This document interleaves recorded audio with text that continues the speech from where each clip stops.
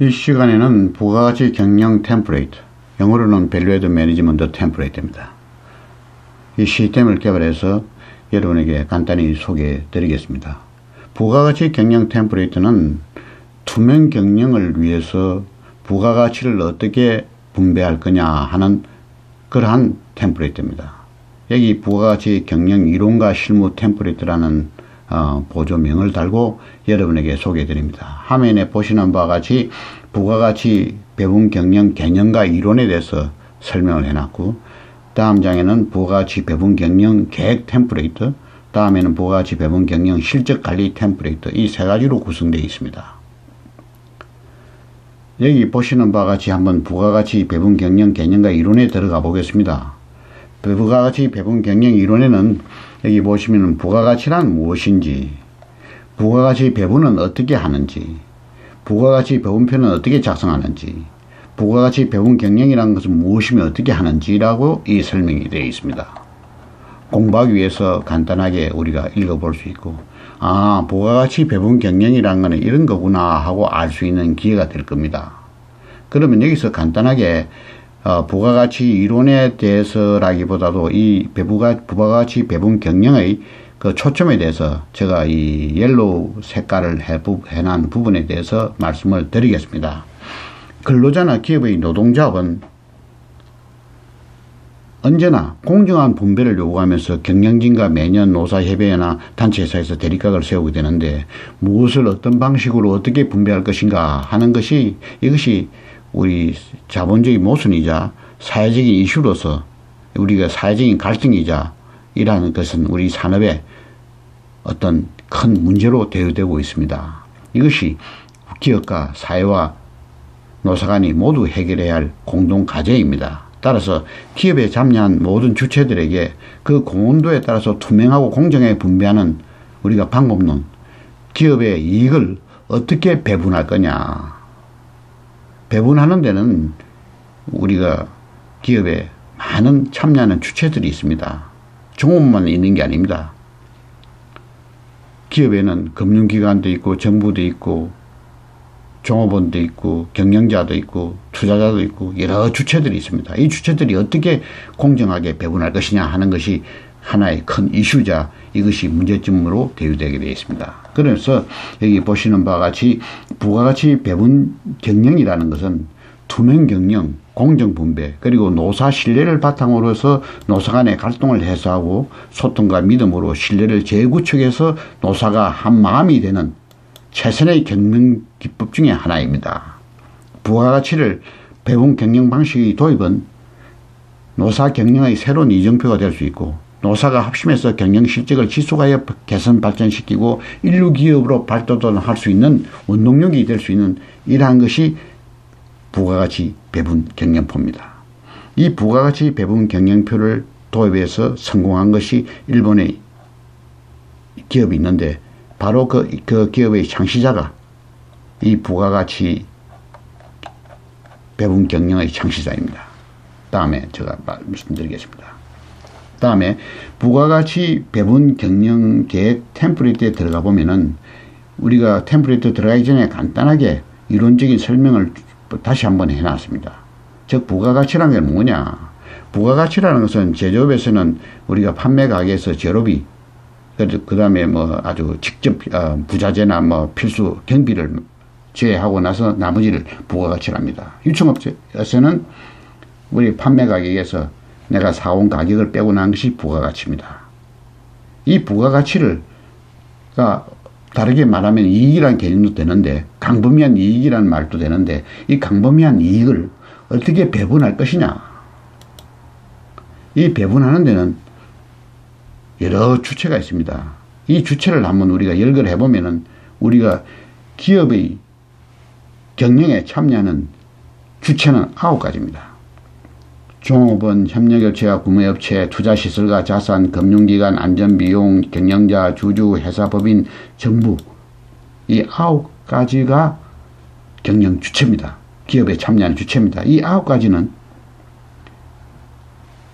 회사의 광범위한 이익을 나눠 가져가야 됩니다. 이게 이제 종업원을 빨간 표시를 한 거는 그만큼 종업원이 중요한 이슈로서 대두되기 때문에 빨간 표시를 했습니다. 종업원은 인건비를 가져야 됩니다. 협력업체와 구매업체는 제조와 일반 관리비란 명목으로 돈을 가져가야 됩니다. 투자시설과 자산은 감가상각비란 명목으로 가져가야 됩니다. 금융기관은 지급이자라는 명목으로 가져야 됩니다.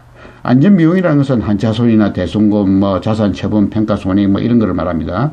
경영자는 사장의 보수나 경영자의 보수를 말합니다.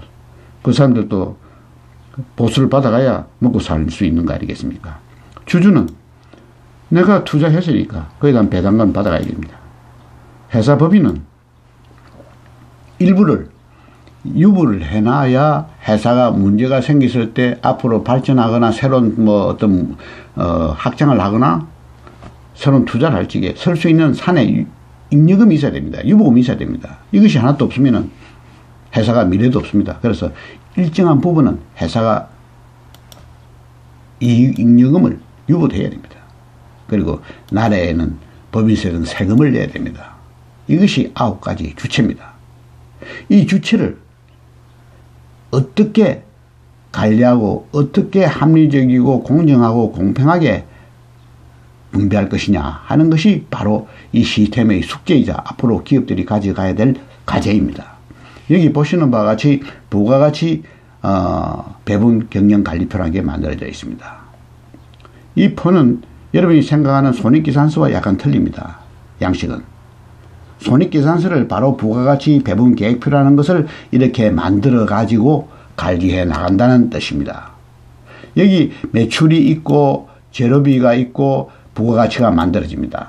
이 부가가치를 우리가 참여하는 주체, 갈라먹기 하는 이 주체별로 표를 만드는 것이 부가가치 배분 계획표입니다.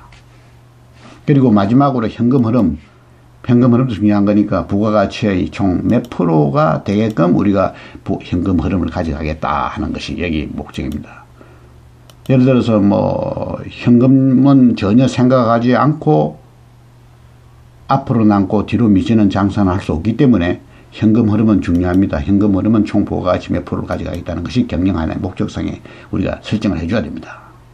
그러면은 여기에 부가가치 9가지의 경영 주체는 여기서 설명해 놨으니까 여러분 대략 아실 겁니다. 그래서 이 표를 어떻게 작성하느냐 하는 것은 여기 보시면은 첫째, 우리가 전년도 재무제표 결산서에 의거해 가지고 우리가 부가가치 경영 배분 관리표라는 것을 만듭니다. 이 배분 경영 관리표를 만드는 방법은 여기는 그러한 보조 툴을 소개를 하지 않지만은 필요한 분에게 그 부가가치 회사의 특성에 맞는 부가가치 배분 경영 관리표 계획표를 만들어 주는 보조 툴이 별도로 있습니다. 그걸 드리겠습니다. 그 다음 두 번째, 부가가치 개념을 확정시켜야 됩니다. 이 부가가치 개념이 업종과 기업에 따라서 약간 다 틀립니다. 똑같을 수는 없습니다. 부가가치 개념이. 그래서 우리 회사의 부가가치 개념을 확정시켜야 됩니다. 그리고 세 번째, 이 자료를 만드는 부가가치 계획표를 만들기 위해서는 전년도 실적이나 표준연도의 실적을 입력을 합니다. 그런데 왜 표준연도 실적이냐면은 간혹가다 전년도 실적이 왜곡되거나 아주 비정상적인 것이 많을 경우는 그 회사를 대표할 수 없으니까 표준연도를 정해서 표준연도의 이 금액을 입력을 한다는 뜻입니다. 왜냐면은 비정상적인 전년도 실적을 입력하면은 이 자료가 정확도가 떨어지니까 표준연도를 정해서 자료를 입력을 합니다. 다음에 우리가 표준 실적, 우리가 입력된 거에 의해서 표준연도의 실적의 우리가 배분 비율이 나타납니다. 즉 여기 우리가 실제 우리가 표준연도가 우리 회사의 표준연도가 실적이 종업원 배분은 14.4%가 되고 비용 배분은 6.3%가 되고 주주 배분은 1.6%가 되고 회사 배분은 4.1%가 되고 정부 법인세는 3.8%를 내고 이러한 표준 비율이 만들어집니다. 이 표준 비율이 만들어지면은 여기 표준 비율을 검토해 가지고 경영자의 의지 그리고 회사의 경영 목표와 전략에 따라서 부가가치 배분 목표 계획 배분 비율을 우리가 확정시키거나 만듭니다. 확정시킨다기보다는 이것을 조정해서 만듭니다. 그래서 우리가 이거를 만들고 나서는 한번 우리가 예산연도, 회사가 예산연도를 한다면 예산연도에 부가가치 배분 계획표를 한번 만들어 봅니다. 예산연도도 한번 만들어 봐가지고 서로 비교 검토를 해봅니다. 해가지고 이 우리가 목표 계획 배분 비율이 합리적인지 적절한지 적합한지 어떠한지 이거를 분석하여서 검토해가지고 어떤 조정이 필요하면 조정을 하고 예산이 잘못됐으면 예산을 조정하고 목표가 우리가 잘못되어 있으면 목표를 조정하고 해서 합리적인 안을 만듭니다.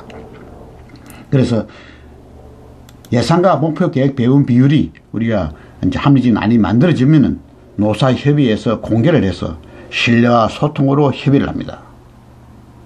그래서 모두의 컨센서, 모두의 동의를 받아가지고 회사의 목표를 확정시키는 겁니다. 그러면은 우리가 목표 계획 배분 비율이 만들어졌다면은 우리가 부가가치 배분 경영 실적 관리로 들어갑니다. 실적 관리로 들어가면은 우리가 목표 연도 예산액과 목표 연도 배분 계획 비율은 이 자동으로 전년도에서 만들어진 것이 전번에 만들어진 것이 자동으로 가져오게 되어 있습니다. 그러면은 회사의 실적을 여기 입력을 합니다. 실적을 입력하고 난 이후에 실적을 입력하면 자동으로 차의 배분 비율이 이렇게 분석이 됩니다. 여기 색깔로 표시된 거는 그린 색깔로 되면은 실적이 상위에 있으면은 목표보다도 상위에 있으면은 그린 색깔이고 미달되면은 붉은 색깔로 표시됩니다. 여기는 퍼센테이지 비율이고 비교고 여기는 금액상으로 비교를 해봅니다.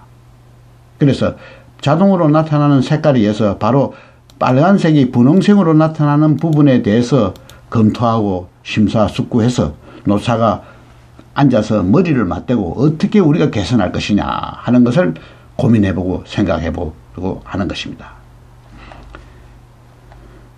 여기 보시는 바와 같이 부가가치는 종업원부터 정부, 주주 그리고 경영위가 기업모까지 총 9개의 참여 주체가 그 기여도에 따라서 공정하게 배분되어야 하는 것으로서 어느 한 축이 지나치게 많이 배분된다면 우리 종업원은 이것이 너무 적다. 14.8%는 너무 적다. 우리는 더 가져가야 되겠다. 하고 만약 말한다면 다른 한쪽에서는 그만큼 줄일 수밖에 없습니다. 만일 노조의 강력한 요구에 의해서 임금비가 상승하게 되면 타 항목에서 그만큼 줄여야 되는데 그러면 어디를 줄여야 될지 서로 협의할 수밖에 없습니다. 그런데 실제 기업 경영에서는 이게 보면은 줄일 데가 없습니다. 줄일 데가 유일하게 줄일 데가 있다는 것은 비용에 대한 원가 절감. 극한적으로 혁명적으로 말한다면은 경영자 사장 봉급 안 준다. 혹은 주주들 배당 없다. 대신에 종업원들은 다 가져가야 되겠다. 이런 식으로도 혁명적으로 할 수 있지만 그거는 합리적이 되지 않고 기업의 미래를 깔아먹는 방식입니다. 그래서 이것을 우리가 어떻게 개선할 거냐. 이 개선하는 방법은 가장 개선하는 솔루션을 여기서 보면은 부가가치를 올리는 방법이 없습니다. 부가가치 즉 우리가 파이가 갈라먹는 파이가 크면은 저절로 종업원 배분은 많아질 수밖에 없습니다. 그래서 이러한 투명 경영과 소통과 신뢰의 바탕에서 이러한 부가가치 배분 실적 관리표나 목표를 가지고 노사가 머리를 맞대어 어떻게 우리가 개선하고 어떻게 종업원이 더 보다 많은 배분을 가져갈 수 있을까 하고 합리적인 고민을 할 수 있는 툴로서 부가가치 배분 경영표가 만들어지고 여러분에게 소개되는 겁니다. 감사합니다.